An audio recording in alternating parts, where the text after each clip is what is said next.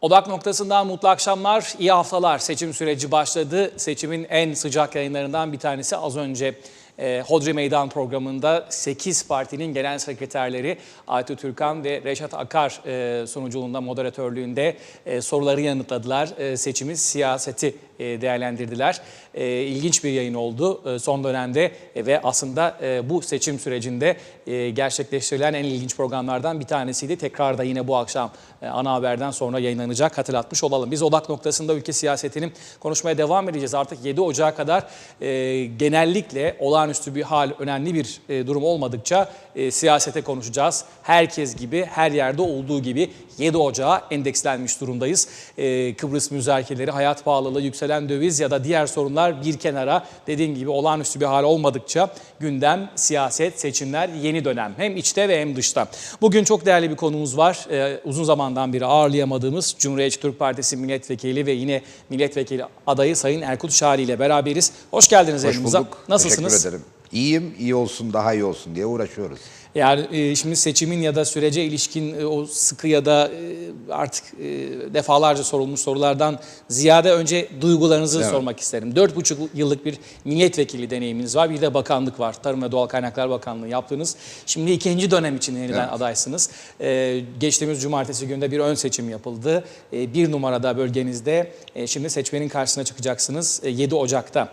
Hayırlı uğurlu olsun diyelim. Ne hissettiniz? Cumartesi günü nasıl geçti? Kısaca bunları bir alalım sizden. Yani umuyorum ülkemiz için hayırlı olsun. Bu içinde bulunduğumuz dönemi biz çok önemsiyoruz. Az önceki programla da sanıyorum ki seçimin hissedilmesi için gerekli son adım atılmış oldu. Genel sekreterler yan yana gelerek yurttaşın karşısına çıktılar sizin aracılığınızla. Tabii 7 Ocak seçimlerini gerçekten çok önemsiyoruz. Çünkü biz bu seçime erken seçim diyorlar ama biz bunun gecikmiş bir seçim olduğunu düşünüyoruz. Geçtiğimiz Mart ayında meclise verdiğimiz önergeyle aslında Temmuz ayında bu seçimlerin yapılması gerektiği konusunda irademizi ve tavrımızı ortaya koymuştuk. O nedenle Temmuz'da değil de Ocak'ta yapılıyor oluşu, esas yapılması gereken Temmuz 2018 olduğu halde bizim açımızdan gecikmiş bir seçimdir. Çünkü geride kalan 19 ayda maalesef ülke hak ettiği biçimde adil, hak ettiği biçimde yasalara uygun bir anlayışla yönetilmedi. Dolayısıyla bunun bir an önce son bulması ve taşların tekrardan yerli yerine oturtulması iddiası, isteği duyan bir hükümetin göreve gelmesi gerekiyordu. O nedenle 7 Ocak seçimlerini son derece önemsiyoruz. Cumartesini sordunuz. Cumartesi bu ülkede hem partilerin birbirleri arasındaki farklılıkları, yaklaşım farklılıklarını, gündemi takip, güncel imkanları kullanmak bakımından farklılıklarını ortaya koyan bir gündü. Hem de sonuçları itibariyle, sonuçların ardından gelişen 2 gün süresince yaşananlarla birlikte de bir demokrasi sınavıydı ve her iki parti farklı biçimlerde ve farklı zamanlarda olsa dahi bu sınavı bence atlattı. Herhangi bir şaibe iddiasına veya Yüksek Seçim Kurulu'nu meşgul edecek herhangi bir yaklaşıma meydan bırakmaksızın sonuçlandırdı kurultaylarını. Biliyorsunuz biz kurultayımızı elektronik ortamda gerçekleştirdik ve Divan Kurulu'nun denetimini yaptıktan sonra sonuçlar hemen açıklandı. Herhangi bir sayım işlemine gerek kalmadı. Ulusal Birlik Partisi yaklaşık bir gün sonra sonuçlarını elle tasnif edip saydığı için sonuçlarını bir gün sonra açıklayabildi. Günün sonunda şu anda ülkenin en büyük ve en iddialı iki partisinin yurttaşın karşısına çıkardığı 50 adayı vardır. Evet. Elbette biz kendi işimizle ilgileneceğiz. Biz kendi politikalarımızı yurttaşa daha yakından hissedebileceği bir biçimde ulaştırmaya çalışacağız. Kendi adaylarımızla kendimizi ifade etmeye çalışacağız ve yurttaşın desteğine mazhar olmak için çaba sarf edeceğiz. Çünkü bir geriye dönük eleştirilerinizi ortaya koyarsınız. Bu eleştirilerin arasında öz eleştirileriniz de yer almalı. Çünkü hükümette görev almış bir partiyiz bu seçim dönemi içerisinde. Dolayısıyla hem eleştiri hem öz eleştiri ama bundan da yola çıkarak önümüzdeki dönemde ortaya koyacağımız politikalar, ülkeyi yönetirken hangi konularda daha hassas, daha istekli davranacağımız, hangi konularda yurttaşın gerçekten acil sorun, çözüm bekleyen sorunlarına temas edeceğimiz ve bunları ne şekilde çözüme kavuşturacağımızla ilgili görüşlerimizi yurttaşa izah edeceğiz. Geride kalan dönem benim parlamentodaki ilk dönemimdi. Evet.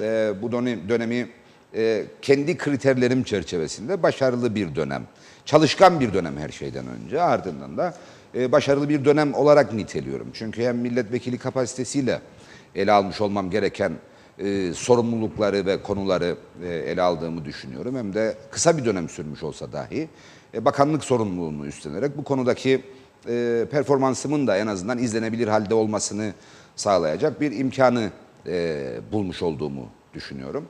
Bu çerçevede yeni dönemde yine yurttaşın hizmetinde olmak için görev talep etmekteyim. Şu an için bu konudaki teveccühü Cumhuriyetçi Türk Partisi üyeleri göstermiş oldu. Kendileriyle birlikte propaganda sürecini tamamlayacağız ve 7 Ocak'ta çıkacak olan sonuca mutlak ikna olarak, mutlak kani olarak ülke yararına daha iyi bir gelecek için çalışmaya devam edeceğiz. Bunu özellikle belirtmek istiyorum. 7 Ocak'tan sonraki pozisyonumun ne olacağından bağımsız bir biçimde bunu ifade ediyorum. Çünkü ben 4,5 yıl önce milletvekili oldum. Ama milletvekili olmazdan önce de olduğum gibiydim. Her an için siyasetin içerisinde, her an için bu ülke daha iyi bir hal alsın diye gayret sarf eden bir Erkut Şahali vardı. Milletvekiliyken hem mizacımdan hem karakterimden hem de bilindiğim halden bir şey kaybetmediğimi düşünüyorum. Bu konuda mütevazi olmayı gerekli bulmuyorum. Çünkü insan en iyi kendini aynaya baktığı zaman okur. Tam da şimdi aynaya bakma dönemindeyiz. Ben aynaya baktığım için adaylık fikrinde kendimi ikna saydım. Evet. Aldığınız oy oranı da önemliydi. Bir de şöyle genel tabloya baktığımızda aday milletvekillerinin hepsinin listede, yeni listede de yer aldığını gördük. Bu önemliydi. Elenen olmadı milletvekillerinden. Yani partilerden tam not aldı hali hazırdaki milletvekilleri. Yeni isimler var. Sivil toplum kuruluşlarından, derneklerden, odalardan adaylar var. Bunlar önemli. Yenilenmiş, daha gençleşmiş abilerin, tecrübeli isimlerin artık daha geride takip ettiği bir nokta. Bu yenilenmeyi başarmış gibi görünüyor şeklen.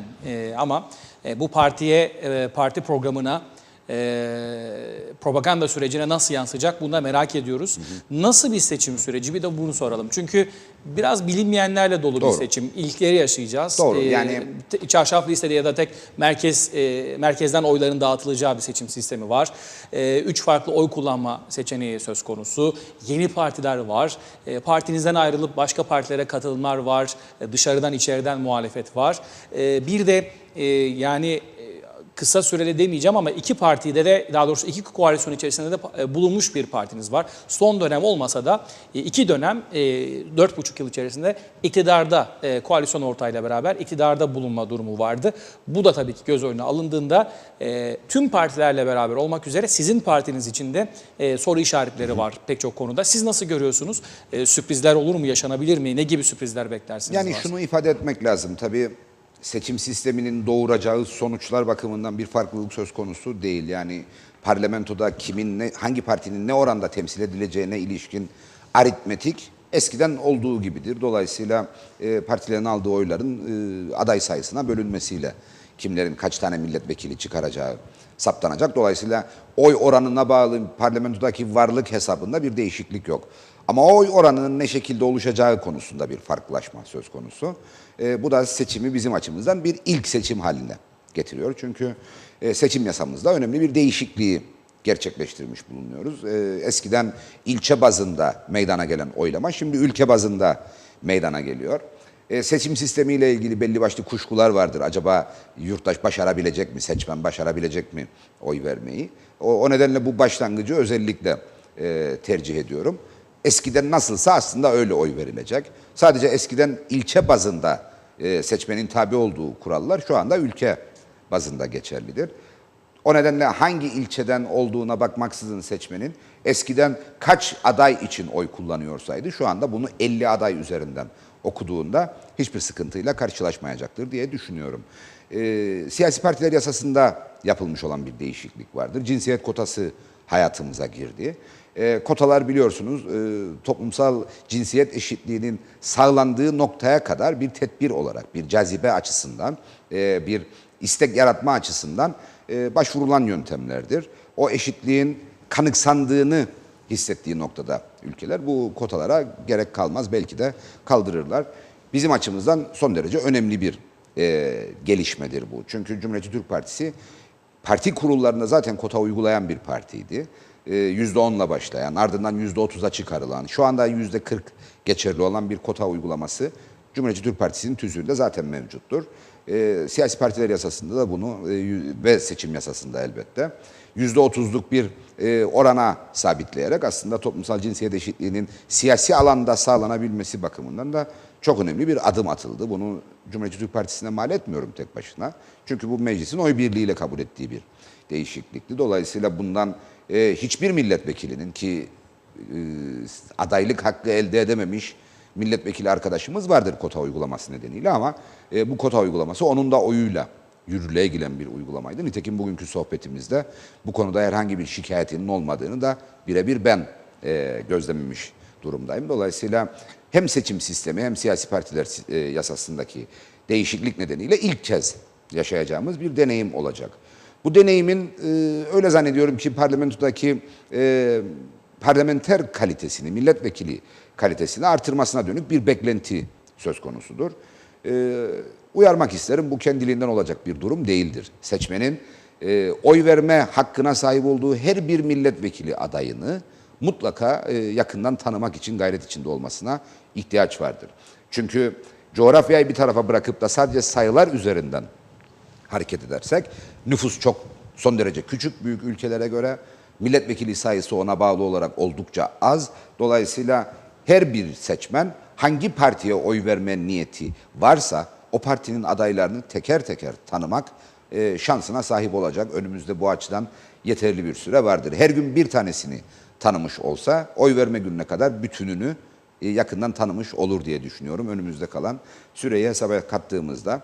Dolayısıyla bu seçimlerde ben parlamentonun daha dinamik, daha çalışkan, sorumluluğunun daha farkında milletvekilleriyle dolmasını gönülden arzu ediyorum. Bunu illaki yenilenme, isim bazında bir yenilenme, simaların bazılarının geride kalması ve yenilerinin ortaya çıkması anlamında söylemiyorum. Zihniyet dönüşümünden bahsediyorsunuz. Zihniyet dönüşümünden bahsediyorum. Yurttaşın taleplerini net bir biçimde partilere ve adaylarına duyurması ve buna yanıt vereceğinden emin olduğu adaylara oy vermesi gerekir diye düşünüyorum. Hem denetimi hem de süreç içerisinde teması ve onların çalışma temposunu sağlayabilmek, belirleyebilmek bakımından.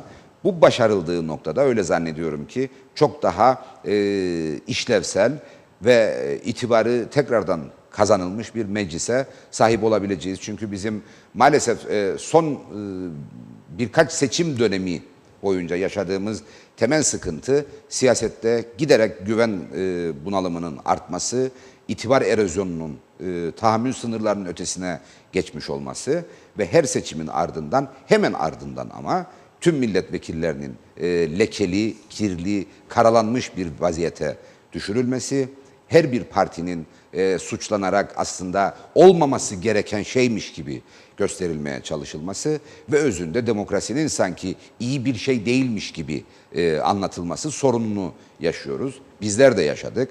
Henüz daha görevimizin en başındayken bu meclisten bir şey olmaz değerlendirmeleri, iddiaları gündeme gelmişti. Halbuki bizim görev yapmaya başladığımız meclisin %48'i yenilenmiş bir meclisti.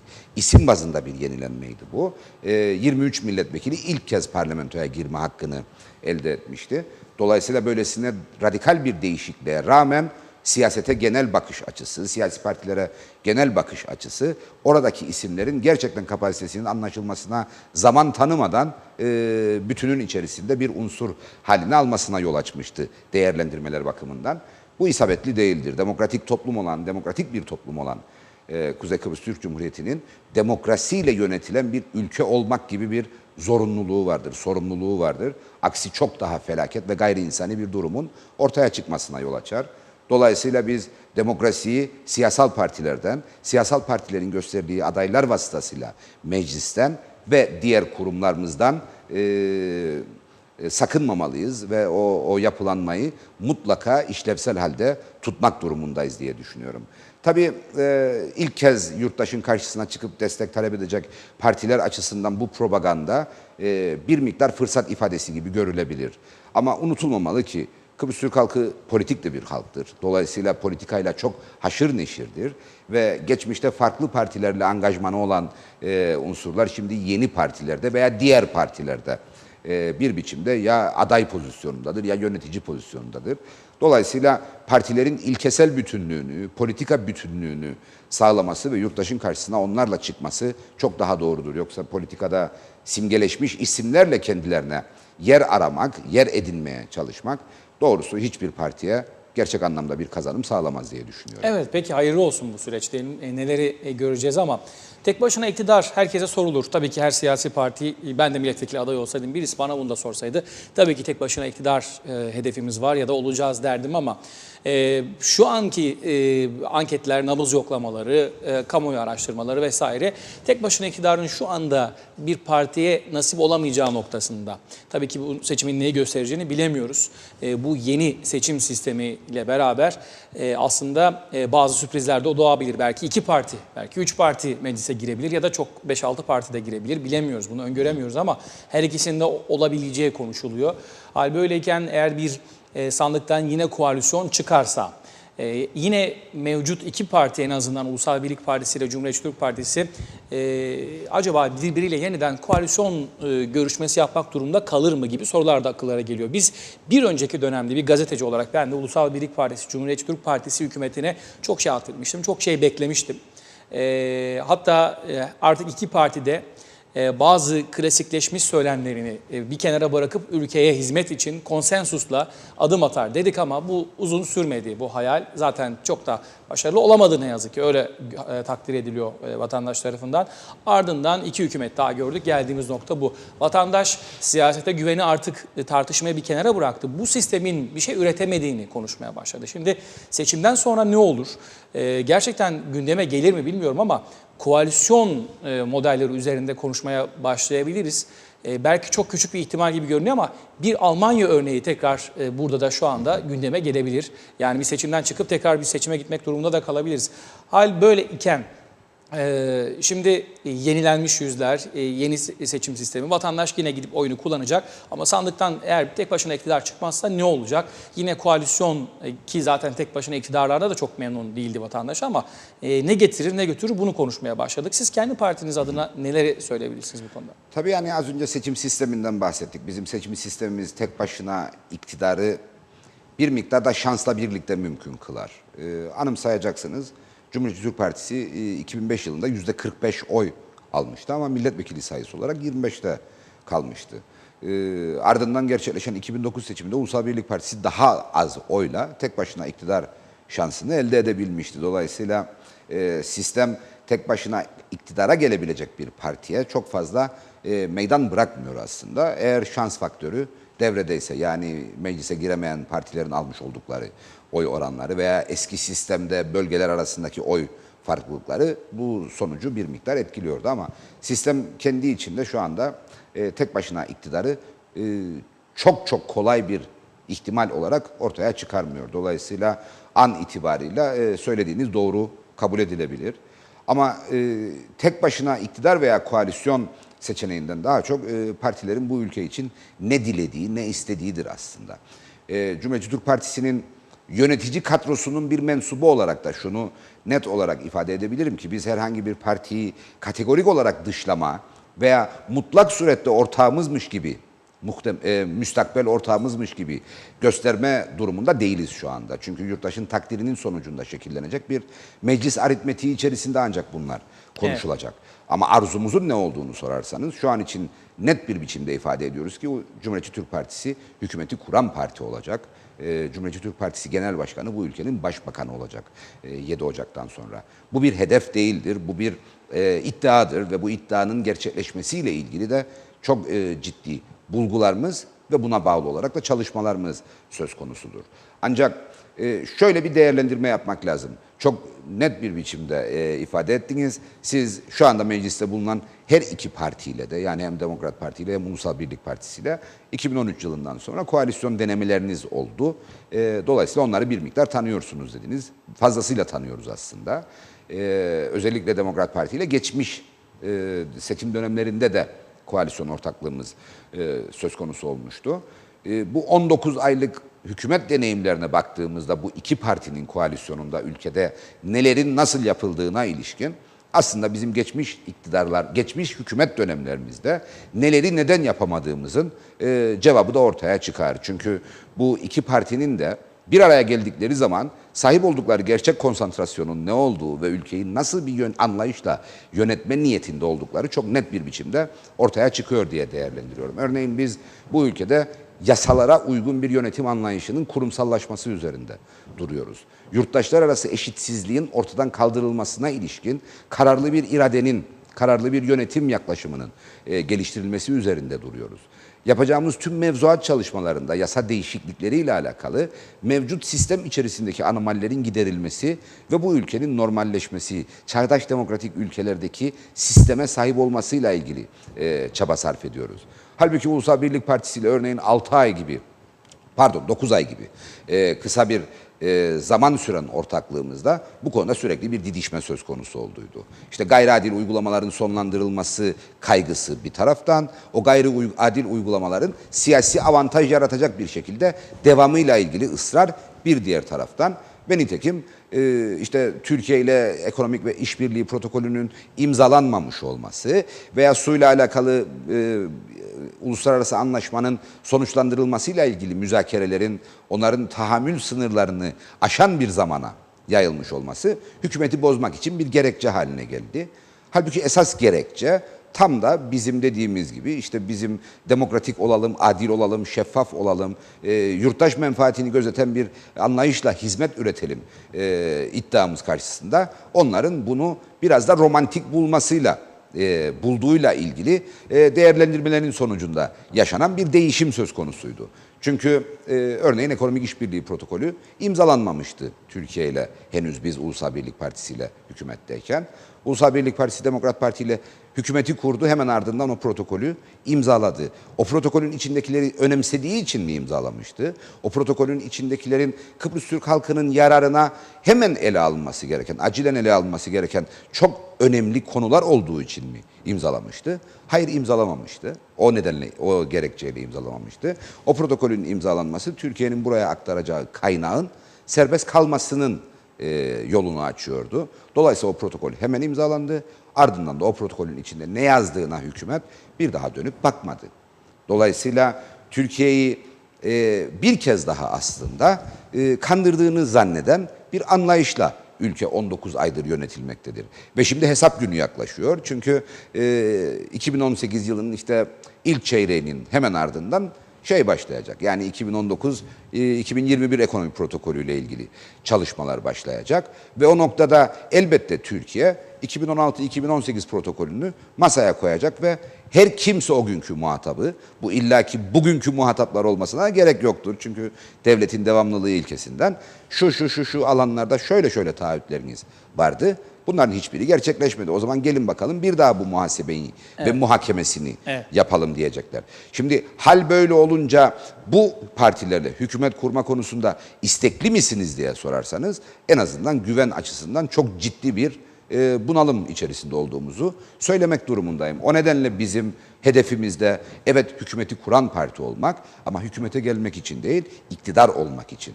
Ülkenin ihtiyaçlarına çözüm üretecek bir kudreti, bir muktedir olma halini kendimizde ve hükümetimizde var edebilmek için biz hükümeti kuran parti olma hedefiyle hareket ediyoruz. Geçtiğimiz günlerde yeni yaşını kutlamıştı partiniz. 47.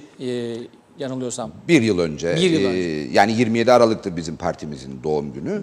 Özür dilerim. Ulusal Birlik Partisi'ninkiydi. Hayır, Ulusal Birlik Partisi için söylemiyorum. 12 Ekim'de. 1970. Bizim 70'tir 47 peki. doğumumuz. O başka elbette. bir yer anımsatmaya çalıştım ama 1970'ten bu yana 47 yıl geçmiş. Cumhuriyetçi Türk Partisi en köklü parti. En eski parti. Kıbrıs Türklerin, evet. Her seçimde iddialı parti. Adayları, isimleri Cumhurbaşkanı çıkarmış, birkaç kez koalisyon ortaklığı, çoğu kez iktidar. Ama nedense tek başına iktidara gelemedi. Cumhuriyetçi Türk Partisi bu yenilenmiş, genel başkanı yenilenmiş, yeni adaylarıyla da seçmenin karşısına çıkmaya hazırlanan partinin daha geniş kesime hitap edebilecek bir politikası ya da parti seçim propagandası olacak mı? Bunu merak ediyorum. Cumhuriyetçi Türk Partisi kemik oyları işte ve yüzen oylarla beraber en fazla belli bir noktaya gelebilen ama tek başına iktidar nasip olmayan bir parti gibi görünüyor. Bunu aşmak için de sanırım biraz böyle sağa sola da uzanmak gerekiyor. Cumhuriyetçi Türk Partisi tek başına iktidar için bunu deneyecek mi? Bu parti programınıza yansır mı merak ediyorum. Şimdi şunu net olarak ifade etmek lazım. Cumhuriyetçi Türk Partisi 1970 yılında kurulduğunda bu ülkenin toprak bütünlüğünün ve anayasal bütünlüğünün sağlanması hedefiyle hareket eden, yurttaşlar arasındaki eşitsizliklerin ortadan kaldırılması. Sadece kendi toplumu içerisinde değil aslında. Çünkü Cumhuriyetçi Türk Partisi cumhuriyetçi olma sebebi aslında o gün itibarıyla Kıbrıs Türklerin dışlandığı Kıbrıs Cumhuriyeti'nin yeniden iki toplumlu karakterini kazanması iddiasıyla ortaya çıkmıştı. Dolayısıyla zaten Kıbrıs sorununun çözümü konusunda Cumhuriyetçi Türk Partisi hiçbir biçimde Kıbrıs Türklerin Kıbrıs Rumlar kadar bu ülkede söz sahibi olacağı ve erkte pay sahibi olacağı halin dışında bir hali tartışmaz, konuşmaz. Çünkü varlık sebebinin inkarı anlamına gelir bu. Dolayısıyla 1983 yılında kurulan Kuzey Kıbrıs Türk Cumhuriyeti'nin bağımsızlık bildirgesindeki ifadeler bizim açımızdan tatminkar ifadelerdir. Ve belki de o dönemde partimiz adına parlamentoda görev yapanların Cumhuriyet'in ilanına onay verirken üzerine durdukları şey federasyona gidiş sürecinin önünde bir engel değil, tam tersi yapıcı bir adım şeklinde değerlendirilmiş olmasıydı. Şimdi hal böyle olunca biz bu ülkenin geleceğinde Rumlar kadar eşit olmak için söz sahibi olmalıyız, bu bizim hakkımızdır derken kendi ülkemizi yönetirken de elbette bu devletin yönetim sorumluluğu, yönetme sorumluluğu Kıbrıs Türklerdedir ve Cumhuriyetçi Türk Partisi olarak biz bunu bir başkasına havale etmeden, delege etmeden bu ülkeyi yöneteceğiz iddiasıyla hareket ederiz. Bu iddiayla hareket etmeyenlerin özellikle Türkiye'nin bu ülkeye sağladığı destekler karşısındaki mahcup halleri Türkiye Cumhuriyeti'nin bu ülkedeki yönetsel zaafı gidermeye dönük müdahalelerine de kapı açmıştır çok zaman. Bizimle Türkiye arasında aslında sorun varmış gibi gösterilmeye çalışılan şey tam da bu konudaki farklılığımızdır. Bizler Türkiye ile iki devlet arasında, iki kardeş devlet arasında, dost ülke arasındaki ilişkileri tesis ederek karşılıklı yararı gözeten bir anlayışla geleceğe uzanmak gerektiğini söylüyoruz. Bunu söylem olarak söyleyenler vardır elbette. Ama bu söylem eyleme dönüşeceği noktada Türkiye'nin pek çok konuda ortaya koyduğu görüşlere hay hay diyen bir anlayış söz konusudur. Bunu biz ekonomik işbirliği protokollerinde de yaşıyoruz. Su konusunda maalesef bizim zaman zaman yadırgandığı halde Türkiye ile aslında sulh içerisinde pozitif bir noktaya getirdiğimiz o protokolün uygulanması noktasında örneğin biz bunu çok net bir biçimde hala görüyoruz. İşte bu hükümetin suyla ilgili yapmış olduğu tek icraat suyun belediyelere teslim edileceği fiyatı belirleyen geçiş dönemi anlaşmasının imzalanmasıydı. Ancak Ulusal Birlik Partisi, Cumhuriyetçi Türk Partisi koalisyon hükümeti döneminde Sayın Kalyoncu ile Sayın Davutoğlu'nun imzaladığı belgede yazılı olan hiçbir konuda tek bir adım atmış değil. Örneğin bu hükümet. Suyun bundan sonraki süreçte tarımsal alanlara, evsel alanlara ulaştırılmasıyla ilgili, atık suların yeniden kazanılmasıyla alakalı... Kasada para olmadığı söylenip bu para gerektiren bir durum değildi. Halbuki Kıbrıslı Türk makamlar yani Merkezi İhale Komisyonu'nun kontrol ve denetiminde işte Su İşleri Dairemiz, Jeoloji Maden Dairemiz, Planlama İnşaat Dairemizin devrede olacağı ve onların hazırlayacağı bir proje çerçevesinde suyun bundan sonraki sürecinin yönetilmesiyle alakalı bir öngörü vardı o anlaşmada. Evet. Bunların hiçbiri yapılmadı. Yapılmadığı için Veysel Bey, Nazım Bey her Ankara'ya gittiğinde ona müjde verir duruma geldi. İşte bir gidişinde sulama tünellerinin ihalesini açtık diye müjde verdiler. Bir sonraki gidişte ihale kapandı, teslimat başladı, inşaat süresi 3,5 yıl sürecek diye müjde verdiler. En son gidişinde örneğin işte içme ve kullanma suyunun 3 yıl boyunca bir özel firma tarafından işletilmesiyle ilgili ihaleyi açtıklarının müjdesini verdiler. bizim devletimiz Türkiye'nin verdiği müjdelerle sevinecek bir devlet haline getiriliyorsa eğer burada bir sorun vardır. Bizim görevimiz siyasetçiler olarak devleti yönetirken yurttaşa müjde vermektir. Yoksa Türkiye'nin müjdelerinin postacısını yapmak gibi bir görevi asla olmamalıdır Kuzey Kıbrıs Türk Cumhuriyeti devleti Aslında yönetenleri. bu aradaki ayarı iyi tutturamıyoruz. Yani Cumhuriyetçi Türk Partisi'nin de su konusunda, daha doğrusu suyla ilgili görüşmelerle ilgili Sayın Talat'ın özellikle görüşlerinin farklı oluşu ya da zaman zaman Sayın Talat'ın da görüşlerinin tabii doğrudan ya da dolaylı olarak bir şekilde bu görüşmelerde yansımasından dolayı istenmeyen zaman zaman yani o dönemi şöyle şeylerin olduğu değerlendirmek söyleniyor. lazım. Yani aslında anlıyorum. Çok mesajınızı aldım. Aslında ben size suyu ikinci bir soruda soracaktım ama O zaman ben hemen Cumhuriyetçi Türk sorumuza Partisi'nin gelmek neden istiyorum. tek Yani başına iktidar tam da onu olamadığını bugüne anlatmak kadar için. soracaktım. Biz dik durmuyoruz ama karşılıklı iki saygın kardeş devlet ilişkisi kurmaya çalışıyoruz ama her şeye eyvallah diyen bir anlayışımız yok dediniz. Bunu nereye bağlayacaktınız? Oradan Tam su da açılınca. şuraya bağlayacağım. Buyurun. Su konusundaki anlaşmanın gecikmiş olması ne Türkiye'ye ne Kıbrıs Türklere bir şey kaybettirmedi. Ama iki ülke arasındaki ilişkilerin kurumsallaşmasına çok büyük katkı sağladı. Tam da bundan bahsedecektim. Dolayısıyla bizim etkin bir biçimde ve mümkünse tek başına iktidara gelerek aslında Türkiye ile aramızdaki ilişkileri iki saygın devletin eşitler arası ilişkisi şekline büründürmek gibi bir hedefimiz olmalıdır. Bu ülkeyi yönetme sorumluluğu bizdedir. Türkiye ekonomik, siyasi veya tarihi gerekçelerle bu ülkeyle çok yakın bağları olan bir ülke olmaya devam edecek. Bu Türkiye'nin tercihi değildir sadece. Kıbrıs Türklerin de tercihidir. Ama öncelikle Türkiye'nin bunu tercih ediyor oluşu bu ülkeye yaptığı yardımın da bir sebebidir aslında.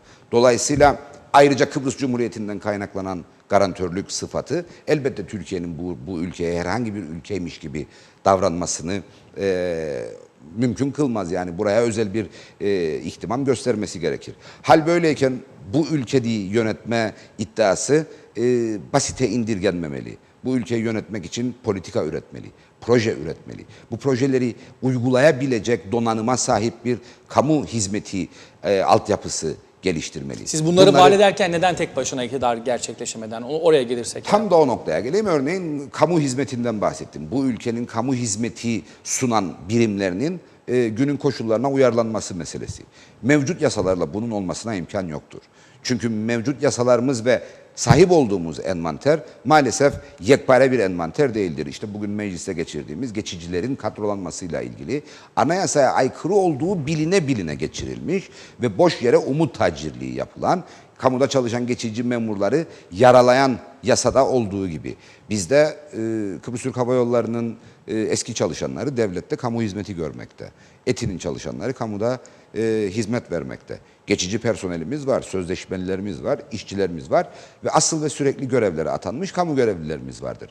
Tüm bunları uyum içerisinde ve yurttaş menfaatine sonuçlar doğuracak bir yasa çatısı altına sokmak ancak Türkiye'ye, ondan önce Avrupa Birliği'ne, ondan da önce İngilizlere vaat edilen, taahhüt edilen kamu reformuyla mümkündür örneğin.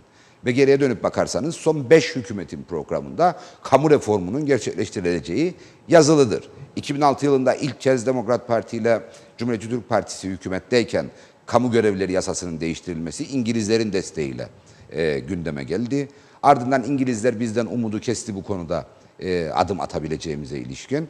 Türkiye Avrupa Birliği'nin gündemine geldi. Ondan sonra Avrupa Birliği de bu konuda umudunu kesti. Ondan sonra Türkiye ile imzaladığımız protokollere giren bir unsur oldu.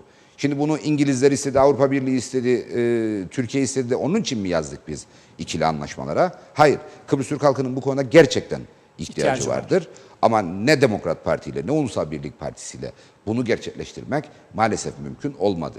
İşte Üstelik Cumhuriyetçi Türk Partisi'ne de tek başına iktidar lazım ki bugüne kadar gerçekleştiremediklerini gerçekleştirsin. Bizim ortaklarımızdan mı bizden mi kaynaklanan bir sorundu bunun gerçekleşmemesi için soracak olursanız. Örneğin Ulusal Birlik Partisi 2009'dan 2013'e kadar bu ülkeyi tek başına yönetti. O dönemde imzaladığı ikili anlaşmalarda yine kamu reformu vaadi söz konusuydu ve yine gerçekleştirilmedi. Dolayısıyla bu denklemler içerisinde tek gerçekleşmemiş ve tanıklık etmediğimiz ihtimal, evet, Cumhuriyetçi Türk Partisi'nin tek başına iktidarıdır. Hükümete tek başına gelmiş Bunu nasıl olma anlatacağız? halidir. Yani bu nasıl anlatılacak?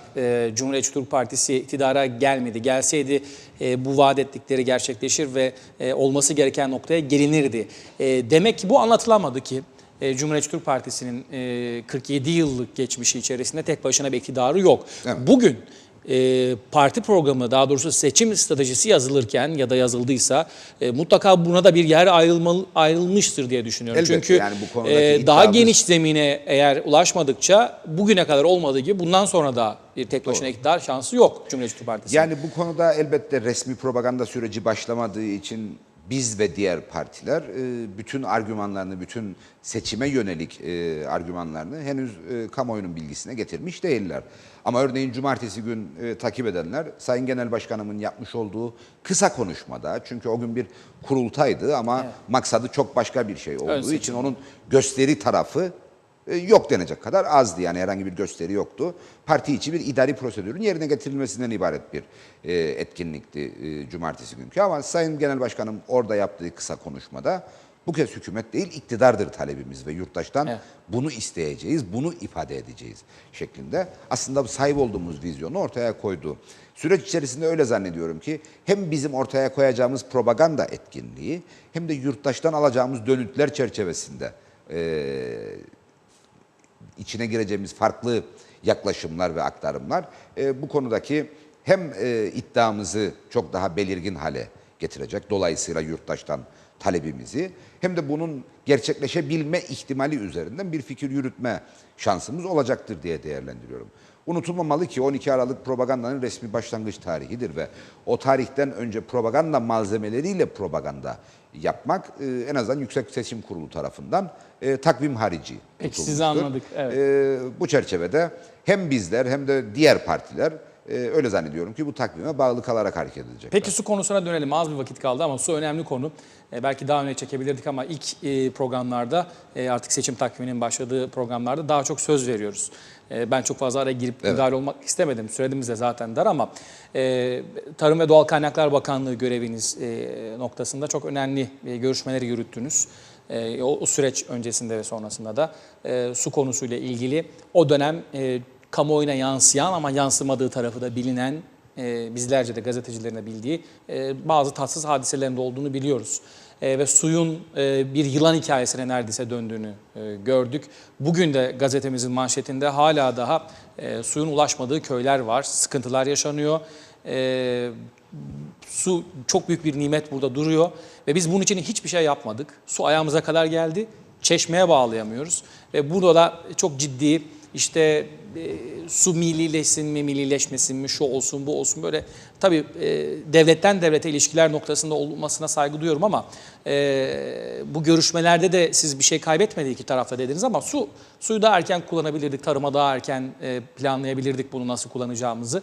Biz az zaman kaybettik, biraz da gereksiz tartışmalarla belki de yıprandı, her ne kadar olmaması gerekse de. Ama sonunda artık anladığımız kadarıyla üzerimize düşen görevi de Türkiye halledecek, üstlenmiş hale geldi ister istemez. Veysel Bey'in de artık yaka silktiğini görüyoruz açıklamalarından da. Bilmiyorum, o dönem evet geride kaldı ama geldiğimiz noktayı su konusuyla ilgili sizin o dönem yaşadıklarınıza ilişkin olarak varsa bir mesajınız, onu da alalım. Yani şunu ifade etmek lazım. Türkiye ile Kıbrıs arasındaki su transferinin başlangıç noktası 19 Temmuz 2010'dur. Her iki ülkenin karşılıklı olarak imzaladıkları ve ardından işte Türkiye'de Alaköprü Barajı'nın, burada Geçitköy Barajı'nın inşasının başladığı dönemdir. Şimdi bir Ulusal Birlik Partili'ye sormuş olsaydınız bu soruyu, size vereceği yanıt şuydu. İşte 2003 yılından beridir görevde olan CTP-3 hükümeti hiçbir şey yapmadığı için mecburen bu hale geldik. Şimdi sorumuzun içinde siz bunun tezatlığını ortaya koydunuz zaten. Son 19 aydır suyla ilgili ne yapıldı? Çünkü Ulusal Birlik Partisi'nin bizim hükümetten gitmemize yol açan tavrının ardından 19 Mayıs 2016'da suda geçiş dönemi anlaşmasını Türkiye ile imzaladı. Anımsayacaksınız, Türkiye ton başına 6.63'lük bir bedel talep ediyordu. Yapılan çetin müzakerenin ardından ton başına 2.30'luk bir fiyat belirlendi. Biz bunu resmi olarak doğrulatamadık yani 6.3 yani noktasında. en azından Evet, Sayın Bakan'ın Bakan söyledi. bizim zorlamamız üzerine yapmış olduğu sözlü bir beyandır. Ben doğru kabul etmek istiyorum. Ama 6.63'ün hangi bileşenlerden oluştuğunu, orada hangi bileşenlerin Türkiye tarafından üstlenilerek 2.30'a gerilendiğini de hala bilmiyoruz. Hala bilmiyoruz. Ama günün sonunda 2.30'a su belediyelerin depolarına teslim edilmekte. Bu 2.30'a teslim sürecinin bir yıl devam edeceği ve bu bir yılın ardından da bir yap işlet devret ihalesiyle hem suyun gitmediği bölgelere suyun götürülmesi eğer kalmışsa, çünkü bizim tespitlerimize göre 265 kilometrelik ek bir şebeke inşası gerekiyordu zaten. Sayın Bakan bunu 252 kilometre olarak ifade ediyor. Diyelim ki kendi söylediğidir doğru. Bu 252 kilometre 19 ayda hala yapılmış değil. Çünkü hala o gün için susuzuz diyen yerleşim birimleri bugün için hala susuz vaziyette. O günden bu yana örneğin tarımsal suyun ulaşacağı bölgelerin hangileri olduğu, hangi koşullarda ne kadarlık bir su miktarının ulaşacağıyla ilgili hiçbir bildirim yapılmadı. Bunun projelendirilmesiyle alakalı hiçbir çalışma sonuçlandırılmadı. Yap işlet devret ihalesinin kapsamında hangi bölgelerde örneğin yağmur suyunun toplanacağı drenaj sistemlerinin, hangilerinde atık suyun toplanacağı kanalizasyon sistemlerinin ve arıtma tesislerinin yapılacağına ilişkin bir proje başlanmadı. Yani daha. biz ev ödevimizi kim gelirse gelsin yapamayız. Aynı şekilde. Ama Cumhuriyetçi Türk Partisi'nin görevde olduğu 2013 ile 2016 Nisan arasında ne yapıldı diye soracak olursanız, bir kere suyun ülkeye girişini sağlayan 2015 Ekim'de sağlayan açılışlar söz konusu oldu.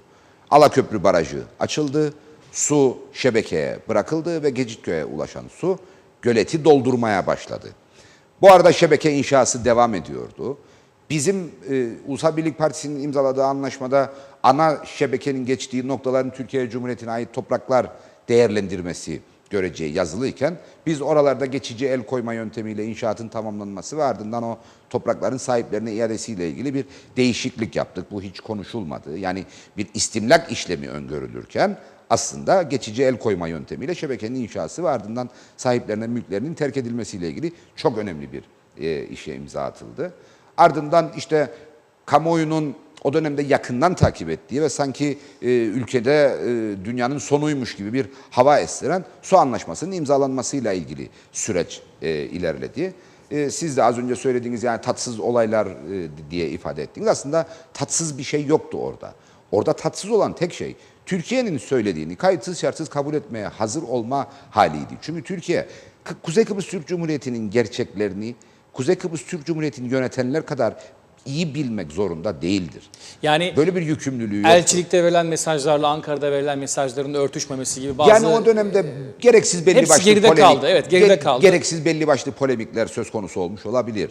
Ama Cumhuriyetçi Türk Partisi bir siyasi parti olarak elbette parti kurullarıyla birlikte karar vermek Yani bu durumundadır. süreci kolaylaştırdı mı CTP ya da sizin... Yani bence isabetli bir noktaya ulaşıldı. Belki daha kısa yoldan bu noktaya ulaşılmasını herkes tercih ederdi. Evet. Ama günün sonunda ülkenin menfaatine olan nedir diye bakmak lazım. Ülkenin menfaatine olan o günkü noktaydı. Çünkü Türkiye Cumhuriyeti'nin Ankara'dan burayı kumanda ettiği bir su idaresi ve su gelecek planlaması söz konusuyken bu o müzakerelerin sonucunda karşılıklı mutabakatla Kuzey Kıbrıs Türk Cumhuriyeti makamlarının sorumluluğu haline geldi. Bu çok önemli bir başarıdır. Ve biz maalesef hükümetten dışlandıktan sonra o anlayış bu sorumluluğu yerine getirme konusunda istekli davranmadı. Dolayısıyla Türkiye şu anda bir bütünlük arz etmeyen, ki en önemli sorun budur, bir bütünlük arz etmeyen bir yaklaşımla su konusuna maalesef müdahale etmektedir. Çünkü az önce ifade ettiğiniz gibi nimet oradadır. Bu ülkenin o nimete çok ihtiyacı vardır. Ama o ihtiyacı yaşamın gerçeğine dönüştürecek niyeti ve iradesi olmayan bir hükümet tarafından maalesef bu ülke 19 ay boyunca yönetilmekteydi. Dolayısıyla buna bu son vermek lazım. Ve evet, bizim yetkili makamlarımız başta Su İşleri Dairesi ve Planlama İnşaat Dairesi bu suyun en etkin ve verimli bir biçimde kullanılmasını sağlayacak bir projeyi behemehal bizim göreve gelmemizin ardından ilk günden itibaren başlayarak en kısa sürede sonuçlandırmak durumundadır. Bu su her bölgeye ulaşmalı ve mümkün olan en üst seviyede de yeniden kullanılabilecek şekilde kazanılmalıdır. Yağmur suyuyla, atık suyla, yeraltı sularının su kaynaklarının beslenmesi sebebiyle de. Tarım suyunun hangi bölgelere, hangi koşullarda ve en önemlisi hangi fiyattan ulaştırılacağına ilişkin açıklamalar yapılmalıdır. Bu konuda sadece devletin değil, yurttaşların, üreticilerin de kendini uyarlamasıyla ilgili bir sürecin yaşatılması lazım. Bununla ilgili projenin derhal bitirilmesi ve ihale edilmesi lazım ki işte susuzluktan kırılan narenciye alanlarına bu suyu ulaştırabilelim. Ama öyle bir ulaştırabilelim ki hem narenciye kurumasın hem de para kazandıran bir yatırım haline gelebilsin. Eğer 2.30'dan narenciye bahçelerine su ulaştırırsanız orada sadece kuruyan portakal ağaçlarının altında bu sudan bir bardak içebilirsiniz. Onun dışında tarımsal faaliyet yürütmenize imkan yoktur. Bırakınız ihracatı, siz ülkede bile orada yetiştireceğiniz, bu suyla yetiştireceğiniz ürünü satacak müşteri bulamazsınız. O nedenle bunların hepsinin net bir biçimde sonuçlandırılması, Türkiye ile mutabık kalınması ve ona bağlı olarak da bu ülkenin gelecek planlaması içerisinde yer alan birer bilgiye dönüştürülmesine ihtiyaç vardır. Bu hükümet, bu hükümetin ortakları maalesef böylesi bir motivasyona, böylesi bir konsantrasyona sahip değiller. İşte bu nedenle zaten 7 Ocak seçimleri bizim açımızdan gecikmiş seçimlerdir, erken seçim falan değildir. O nedenle bir an önce bunun 7 Ocak'ta bitmesi ve daha planlı, daha öngörülebilir bir geleceğe elbette Cumhuriyetçi Türk Partisi ile Kuzey Kıbrıs Türk Cumhuriyeti'nin yol alması gerekir diye değerlendiriyorum. Peki çok teşekkür ederiz Sayın Şahali. 4,5 yılı kısaca önemli birkaç başlığı ve genel seçim atmosferini değerlendirdiniz bizim için. Sizin de adaylığınız, yeniden adaylığınız hayırlı olsun. Hem Ülkemize partinize, hayırlı olsun. Tüm Teşekkür ederim. partilere, sizlere de öyle. Kolay gelsin diyelim. Çok teşekkür ederiz. Sağ olunuz. Seçim satımı haline çoktan girildi aslında. Zaten aylardır konuşuyorduk erken seçimi ama 7 Ocak tarihi netleşti. Seçim yasakları devreye girdi. Siyasi partiler birer birer artık aday listelerini açıklamaya başladılar. Geçtiğimiz cumartesi günü hem Ulusal Birlik Partisi hem de Cumhuriyetçi Türk Partisi üyelerine giderek 50 kişilik listelerini belirlediler. Diğer partiler de belirlemeye devam ediyor. Bundan sonra artık propaganda sürecinde, kampanya sürecinde partilerin yeni döneme ilişkin vaatlerini, planlarını, programlarını dinleyeceğiz, öğreneceğiz. Bu arada da adayları da programlarda buluşturmaya devam etmeye çalışacağız. Yeniden görüşeceğiz aynı saatte kısmet olursa. Odak noktasında. Hoşça kalın, iyi akşamlar.